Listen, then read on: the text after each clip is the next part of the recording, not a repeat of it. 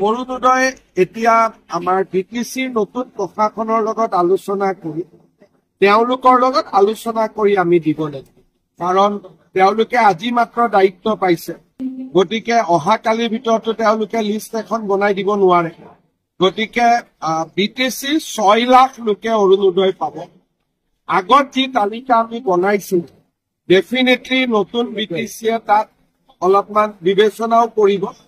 সেইবাবে অৰুণোদয় হওক, মহিলা উদ্যমিতাই হওক, ৰাজ্য চৰকাৰৰ আঁচনিসমূহ আমি বিটিচিৰ লগত আলোচনা কৰি ৰূপায়ণ কৰি 2-3 দিন তেওঁৰ দায়িত্ব লৈ লওঁ। অহা সপ্তাহত আমি এই বিষয়ে আলোচনা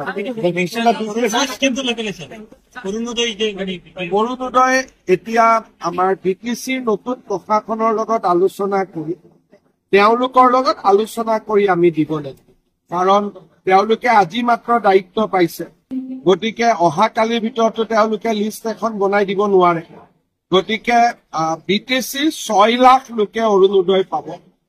আগত যি তালিকা আমি বনাইছিলো, ডেফিনেটলি নতুন বিটিচিয়ে তাত অলপমান বিবেচনাও কৰিব। সেইবাবে অৰুণোদয় হওক, মহিলা উদ্যমিতাই হওক, ৰাজ্য চৰকাৰৰ আঁচনিসমূহ আমি বিটিচিৰ লগত আলোচনা কৰি ৰূপায়ণ কৰি 2-3 দিন তেওঁৰ দায়িত্ব লৈ লওঁ। অহা সপ্তাহত আমি এই বিষয়ে আলোচনা